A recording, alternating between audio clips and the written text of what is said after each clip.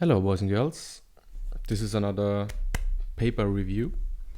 In this video we're going to talk about the space of mathematical software systems. Here space is not really to be understood in a mathematical sense. This is a survey over various systems to capture mathematical knowledge in one way or another, and differentiating them, laying out some core aspects, how they are different from each other, what they want to achieve, making some propositions, what a good mathematical knowledge management system ought to look like. And thereby the article lists dozens of examples. So if we go quickly to chapter 7 here, then we have some tables. If I scroll down to page 17, then here we see, like, for the type theory crowd among my viewers, some familiar names. So for example, here under the deduction aspect or deduction category, there are systems listed like the COC. Then going, I suppose a few years back, the MISA system, for people who know that, is also like something you can download online, a huge, I think the biggest database of mathematical theorems in some set theory with some type aspects in it. But apart from this, like type formal systems, which in case of the Curry-Howard related stuff where you can also do computations. There's also the, let's say, more pure computation-oriented systems where you have this and the other mathematical data structure as part, maybe also of some library, symbolic manipulations, all these kinds of things. We're going to see the classification that they lay out. But then also more directly enumeration of data structures or collaborative efforts that are more or less formal. So for example, here's the integer sequence effort, or group libraries, and then in the narration category they will speak about even less formal systems, different ways of writing down mathematical formulas, the advantages and disadvantages of them all, and then organizatory tools, mathematical knowledge that is not like formal in a type system, but maybe expresses ideas, intuitions also in categories like the question and answer websites like Math Overflow, which also sort of provide a resource for math, especially if you do programming and know Stack Overflow. Then this is definitely one of the knowledge bases where some people build their whole career over. Okay, but before we jump into this actual paper, I mean, this paper is not too long, it's like 25 pages or so, and this is also a kind of this whole text is intended as a living document, I think, and also work in progress. So the funny thing, it is on the archive, but we will see very work in progress comments. Hey, maybe we should shift this section to there and there. But nonetheless, I like to read that, and that's why I review it. Even it's online, even though it's kind of a in progress kind of thing. And this is a very recent, and a lot of the links and the bibliography that they provide are also more or less like a lot of 2019 links to other surveys and so on that are interesting. I'm going to point some of those out. So this is in the domain of mathematical knowledge management, you can say, is the study of how society can effectively make use of vast-growing literature and mathematics. So in particular, this is about software systems to organize. And I have stumbled upon this subject matter a couple of times actually. Not only because I always refine how I organize my own stuff. I at one point had my own wiki. I mean, it's still online. I refined that to taking notes and writing my own, server to display formulas and so on and so. Then naturally, if you think about how to organize formalized language, especially if I do currently a lot of set theory stuff, what are the principles in which you can organize this? Then you come across these questions, and on that way, I actually stumbled upon authors of this paper years before. Okay, so we're already 5 minutes in. Let me just, before we get back to the topic at hand, point out that currently I'm going back a little to read into the rudimentary theory of hereditarily finite sets. I will read some papers in the future if you want to read along, and you can also discuss or ask questions with me. I will definitely read, or I basically already started a little bit, this great text that I found, which does an axiomatization of hereditarily finite sets in constructive type theory. So this is basically a weak set theory, as I have discussed a couple of times on this channel. But it's this super nice, cleanly written paper, and it's about a weak logic. So it's quite approachable, and I'm very interested in that at the moment. So I will eventually make a video about this. And also there's also a kind of never really published text that I came across that discusses a very related topic, using a lot of Haskell. So since I know a bunch of my watchers are into that, I will also read that. If it's nice and fits in, then I will review these papers together. So this is what I'm going to look at next. Also, since I don't want to spend too much time on type systems and proofers in this video, I will try to make it more or less short. But there is another paper that is referenced in the paper that we're going to discuss from last year. And here I pointed out because it is, let's scroll up, a survey on theorem provers, and it's quite extensive and has some nice graphics, so that might be of interest to some of you guys. Okay, so this is the paper we're going to look at. It has a bunch of authors, I think, from Canada and Germany, if I recall correctly. Well, we can actually check this out here. Yeah, so Erlangen, Nuremberg, and McMaster. And I kind of quickly go over the authors, two of which I didn't find too much online. So they are neglected here, should not reflect on the contributions.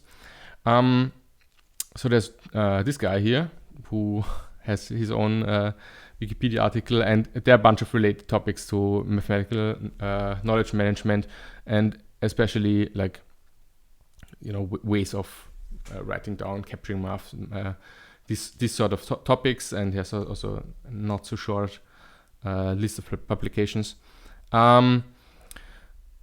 So that's that. He, I put him on first, just because he has the most, what we have to do comments inside of the paper. So this is kind of your you read the paper with him basically. Then there is a farmer from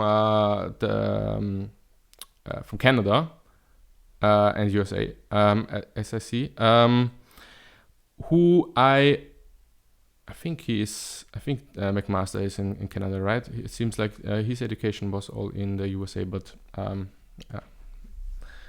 so be it. So I came across Farmer, this William M. Farmer, because when I first learned about lambda calculus, he has I think quite popular text that you easily find online if you Google lambda calculus, called The Seven Virtues of Lambda Calculus. And I suppose that's how I first came across him. That must have been 2013 or 14. And then if you dig into his work, that is also linked somewhere on his site here, then you come across various topics that he worked on. In particular, he has some set theory / type theory work that is kind of Lispy, and what interested me back then was it relates to formalization of undefinedness, and I read into that and was hooked. So that's interesting, and now, you know, just 1-2 weeks ago, I actually like looked up, hey, what is Farman doing these days, and this is how I actually came across this paper that I'm now reviewing. So that is this text written in 2006 that I recall I quite liked. And on my wiki, when I read he has this type system that calls Chiron that he worked on or is still working on, I don't know, that I made a bunch of notes on, and is interesting. Although I never got into Lisp, so the syntax is a little bit verbose for me, and I don't look. I didn't, actually do any programming there, but just the ideas of the notion that are part of this framework is very interesting. So then there is Jacques Carret, if I pronounce it correctly. I suppose it's this man. He has a homepage which doesn't have a profile picture. That's the only reason why I went to the Google site first. So he has also a longish list of publications. Then Katja Bercic.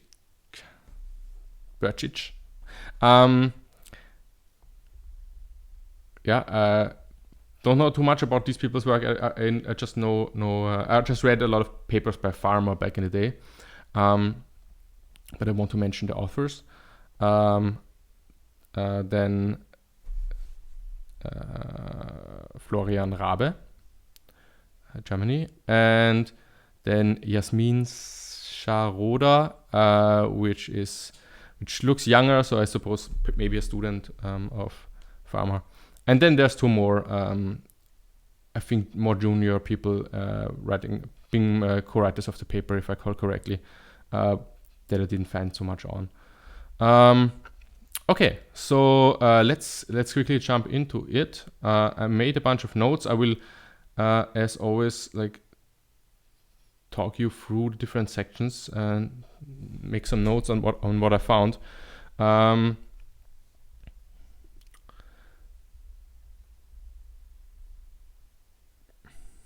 Okay.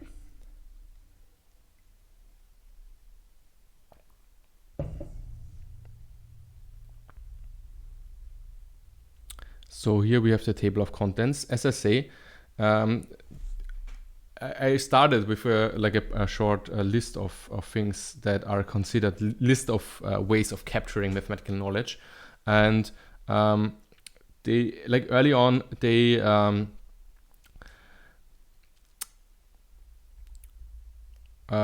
highlight that there's this ever-growing amount of mathematical knowledge, and different ways of approaching it, and they identify 4 or 5 aspects into which they sort these different systems, right? And so they go on and in this 5 chapters describe these, give examples, basically, but argue that all of those should be aspects of these good systems.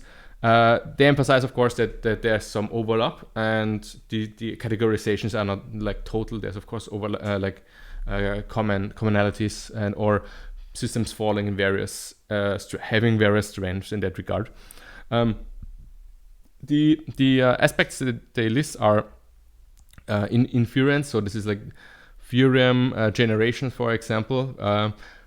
Automated theorem proving falls under that, as we will see. Then the aspect of computation and like if you look at the list, and you can see, yeah, it's correct. There are like various systems that do computations, but have like on the both like capture mathematical knowledge, but are fundamentally different. And like if you like me, with a quite a broad interest, and you probably came across all this kind of things. For example, a SAT solver for propositional logic checking stuff is quite different than something like Mathematica, where you have general computation, obviously, a Turing complete system, and it also has this kind of interface structure. And then they later on speak also about systems like the Mathematica notebooks and for example the Jupyter notebooks in Python, which are similar, where you have a more like human-to-human narrative content. And so this goes into this aspect in chapter 5, where in this case also have mixed systems with where you can like write down sort of papers where there's mathematical information, but also you have this computational tool, and formal stuff is mixed with non-formal stuff, and then you know they list a bunch of which is also nice as reference. They list a bunch of like collected efforts to capturing mathematical knowledge. For example, for some reason they emphasize this elliptic curve database, and you know then maybe you know this like Stacks project where formal knowledge is captured, but maybe in a more less formal sense than, for example, in the Coq or Actor library. Okay, so I'm getting ahead of myself, but you see like the sort of systems that can come up and how they go into different sorts. What I haven't mentioned yet is concretizations or tabulation, which it is called in a previous paper, I think, where they speak about libraries basically where information is listed or examples are given. For example, lists of groups, and then they discuss like the questions of encoding, decoding, how you actually write down these abstract mathematical ideas, like how does it relate to the semantics of the things. Whereas, for example, something like an integer sequence sort of represents itself in a way, at least at a finite amount, versus if you want to capture graphs, then you might have to encode them because you don't actually store them as images, and so on and so forth. And then in the organization section is a bunch of talk about system as such that like how are they like what is actually captured, and how are things like systems of relation that have maybe semantic content. They don't list it as such explicitly. They don't speak it out. But there's, for example, the nlab is mentioned in the big table at the end, I think. And this has a sort of this already has arguably like a sort of semantic relationship graph in it by the different pages that are linked. And definitely on my website, the wiki, for example, I also try to like have formal information encoded in the wiki articles just by stating formally, or to define this object, this and this is required, and so on and so forth.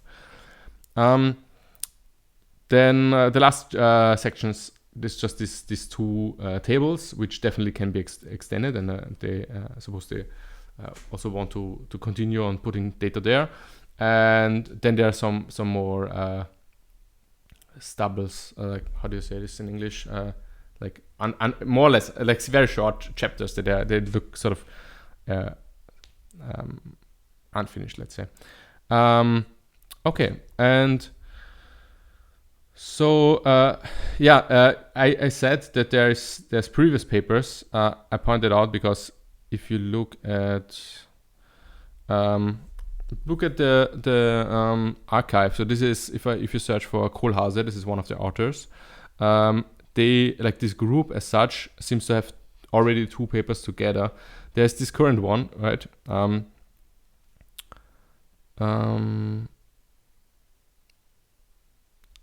think And so I just started trying to find out who I left out. I think I just left out one person that I didn't find too much about. So if you scroll down a little bit, here you see a bunch of these names repeated, and there is this paper from April 2019, where if you actually look at this paper, these categories were already kind of being discussed. So this is, I think, a shorter text, but here we also saw there's some similar talk and lists of systems, and here these categories already pop up, and there's more information here. It seems to be some more formal discussions, and here you already see this kind of categories, right? Here, I think the concretization that we saw previously is here called tabulation, and actually the fact that they didn't really know what to call this sort of knowledge where it's about listing examples. They discuss also like what should we call this that are there in the comments. It's very cute, and also this picture is something we will see in the text. Okay, so this is the paper again that we are going to discuss in this video. Here they argue for like this might be a sensible way of like perspectives viewing different systems. They argue for all these points being relevant and tying to the organization of the mathematical knowledge in general. Here they start already listing like all these systems that they're going to give as examples. And as I said, this is a nice reference for maybe also for some libraries that you might be interested in that you don't know about yet. Okay, let's quickly move to the first aspect, the inference. They differentiate into 6 subsections and explain them roughly and give examples. So, and here you see this sort of comments that from MK, so from Kohlhase, I think, where they discuss like how to continue writing this paper, which is funny on a paper on the archive. So okay, so the first category that they talk about proof assistance, and again, this is something that viewers here might already be familiar with, especially on the various discords. People are experts on Coq and so on, and they describe that these systems tend to have a stronger logic than what might be just assumed in various, for example, textbooks on very particular systems that don't make use of this broad, formalized, strong systems. And of course, with different strengths of logical systems comes benefits and also trade-offs. They pointed out and then later contrasted with systems that are on purpose weaker, for example. Then there's then also the trade-off between flexibility and maybe ease of use, so to learn certain logics, for example, first-order logic, and strongly typed systems, which, however, then can also like have computation implemented. So if you know Haskell-Curry isomorphism, Curry-Howard isomorphism, then it's clearer what I'm talking about. But there's this kind of spectrum to what extent the system is this few inference rules, classical logic, maybe with some axioms, versus more like modern type approach that is very popular at the moment and that I also would like to shill more. Then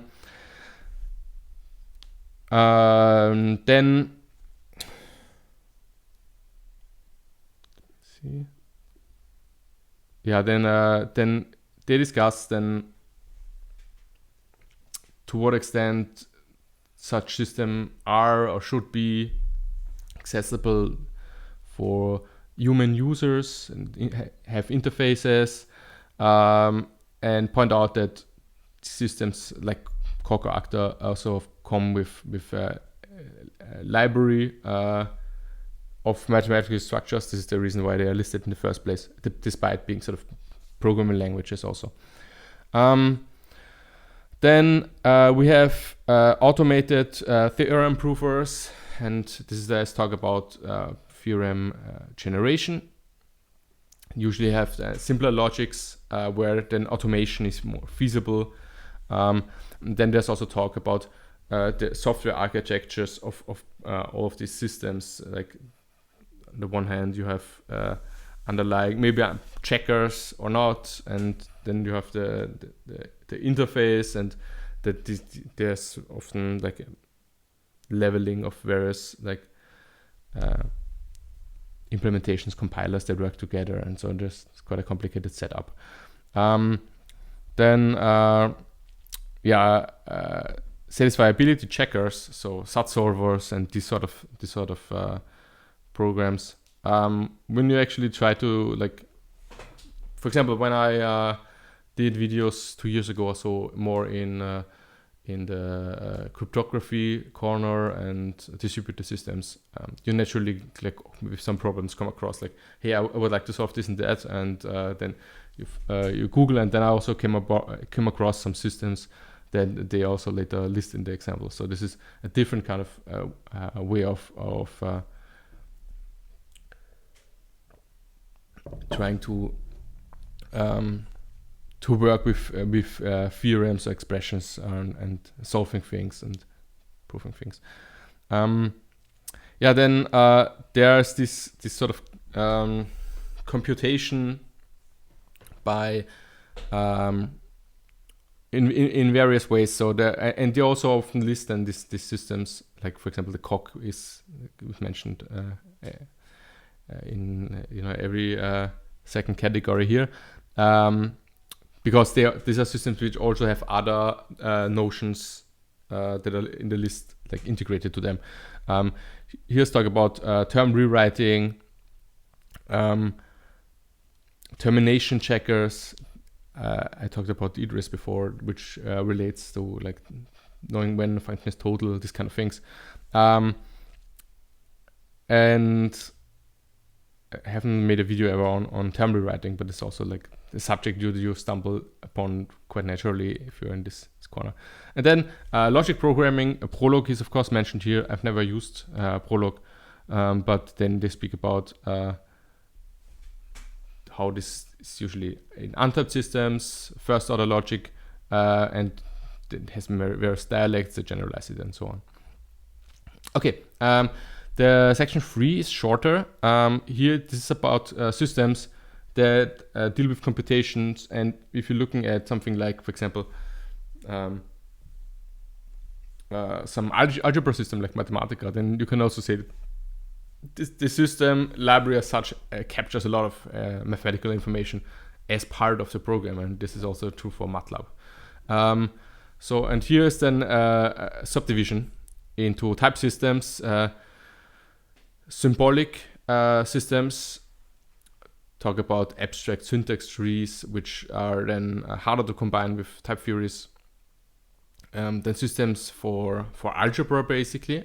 And then for numerics, they deal with reals or floating point numbers, different than the more abstract algebraic manipulation, maybe. So, for example, if you look at Wolfram Alpha or Wolfram language in general, Mathematica, then you can do very cool things with, like abstract differentiation of symbolic function expressions.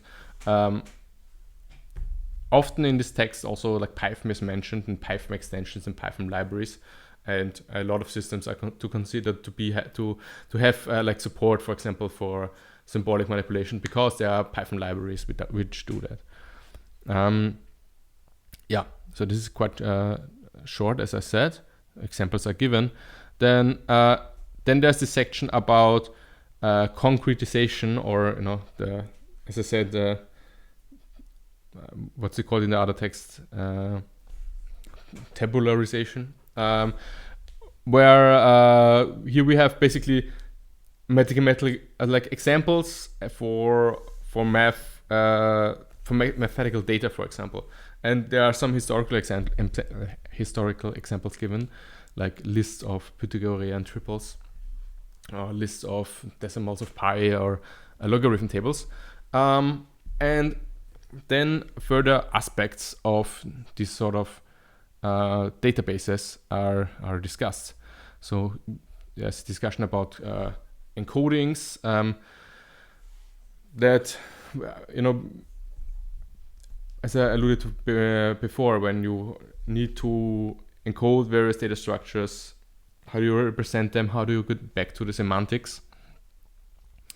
Then data knowledge here, there are some, like throughout this text, if you're interested, I don't mention every example in isolation here, but there's a bunch of links to systems which have knowledge. We'll see them at the end at the table again. But they report of some of the sizes of this that these libraries have attained. For example, terabytes of some group theory package and integer sequence and these kind of things, lattices and whatnot. By the way, if somebody who works on the paper or has contributes there, I know at least two projects or sites that, when not listed here, that I find at least as useful as some of the others. For example, there is a webpage, I think, by one or more Indian guys called Group Props, which has this is a sort of wiki, but it's quite a formal wiki on group theory, and it has 7,000 pages on groups, and you find so much information there. And so this is at least as useful as, I would say, as the Stacks projects, or there's some elliptic curve or ring theory examples there of less formal, less formal than type theory stuff anyway. And also then there's on Math Overflow this popular famous set theorist, something with H, and he has a website called Cantor's Ethic, where he lists cardinals. I think at the moment the site might be down, at least when I checked today. I couldn't get onto it, or there was some JavaScript error, but nonetheless I know that there he has a bunch of cardinals listed and organizes these kind of things, so that would fit into the scheme along the line of some of the stuff listed in this paper. Okay, and then discussion of more data structures. So I will not dwell on that too much. Okay.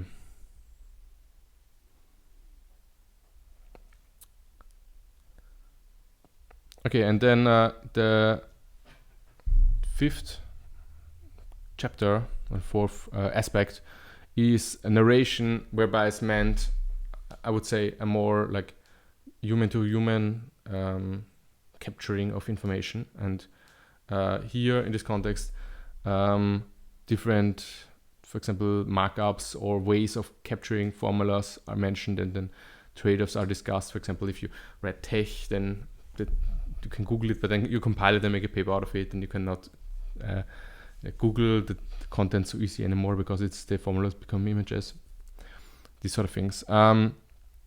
So as you see here, they have then these 5 brackets, which you call RL0 to 4, which, by the way, I find a little bit confusing because most of the lists, I think, in the article start with 1 and this starts with 0. The computer scientist habit.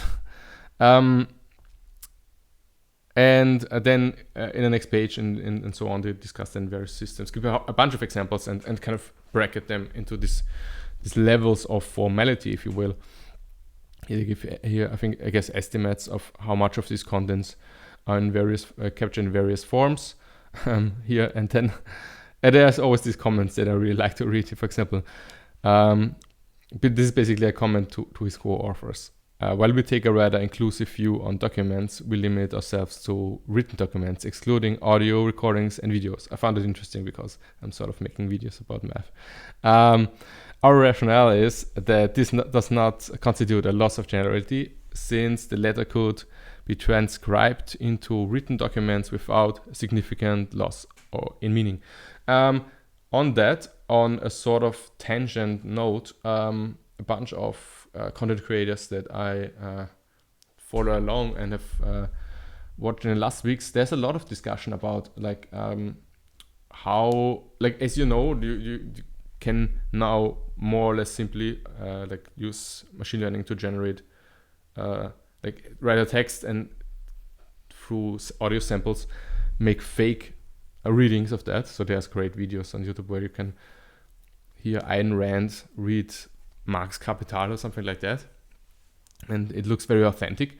And of course that also less good but still works with video. And then there's the idea that like if you can you can generate video with the content, because whatever I say here can be easily cut down in the one way to, for example, a podcast or in an audio format, because it's already part of the recording.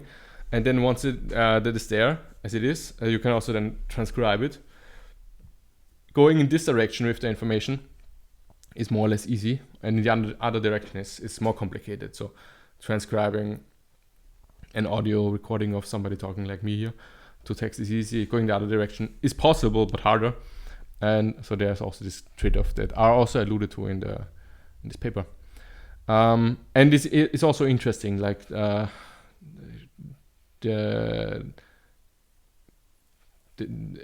far as like content creators go and people who make a living on the web, the question is how should they specialize, already like kind of trying to estimate where technology is today in 5 years, right? It has a huge impact on the way you you know, in which direction you go actually with the content. If this is might be your only like way of income, if this is your job or something like that, you have to do a lot of speculation in that regard. And in that vein, like as opposed to the view here, I think it might be actually worth like considering more. Have a section on trying to estimate in which direction are things are going. What could be a future outlook, not just a standpoint from now and reflection back, but also forward, making some light conjectures. There's some talk about here in the paper then also about systems that's kind of, as I said, like Mathematica, which have a kind of there's, I think the one term is flexiformal mathematics, and like try to bridge it and to which degrees, formalities and non-formalities. Okay, but to cut this short, are we already in section 6 here, or is this such a long section? Okay, I will not go into much detail here. Then in the last section, I already kind of explained what's going on here.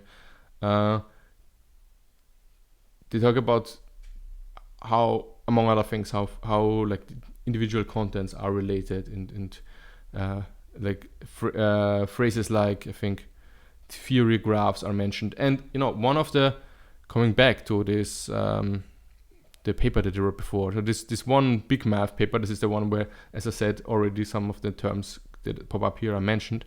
And then if we go back a little bit more, then there's this paper by those three, which is from 2014. I think 5 years ago I already read into that like I remembered that this had for me a kind of let's say category theoretical flavor in it, because it's a more formal theory where they think about structures, how to capture data given different theories have maybe different axioms and so on. So all with a look to knowledge management. This is more formal, and I think this is also what they're getting at then here with in parts with the organization, like things how you can actually, to what extent you can have formal relational structures. They talk about also SQL and databases that are used to capture these kind of things. And annotated with a lot of comments from MK. Okay, I have some notes there, but I don't want to make this too long. Let's take under 45 minutes. Yeah, then we have the table. So let me go to the second first. So this is the one I already showed you. there are just a few of these per bracket, but they are listed with some attributes. I suppose they want to extend on that. Then here we also see some, less formal, maybe narrative structures like normal papers uploaded on archive. Here are some examples like Stacks Project or NLab that I also know well, at least the NLab. Stacks Project, I'm not so interested in Stacks yet. Okay. Yeah. And as said, the end is short here. They in the 8th they talk about,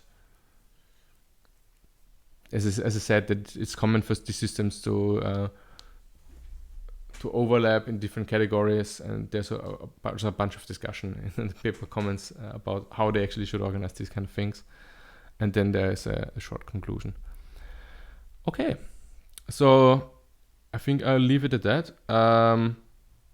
As I said, I think I'm more ready, if I may say. Text is the survey, like this is of course more like focused on one of the brackets that I mentioned in this video. This is the survey on theorem provers in particular, which is a long-ish paper that I'm sure has a bunch of information. It might be of interesting for the type theory crowd, as I said. And other than that, subscribe to the channel. And you find the text with all the links as always at the bottom in a gist. I will definitely come back to this paper on the hereditarily finite sets, and you should read this one. I will definitely, because I really like that paper, I will definitely go through that. If you're interested in that, check it out, and then we can talk about it. Okay, that's it for today. I'm kind of getting into the habit of doing thesis and paper reviews. If you want me to look at some of those, tell me. I might also try to find, like, there are some math YouTubers and science YouTubers online. Maybe I find their works, their theses, like Flammable Math or so, and review that just for community's sake. Review their thesis. If you have something written, I said it in the last video, then let me know and I can also check it out. I'm surely willing to engage a little bit more if people also have like a emotional tie to their works, and of course they will have an emotional tie to their own work. Okay, take care.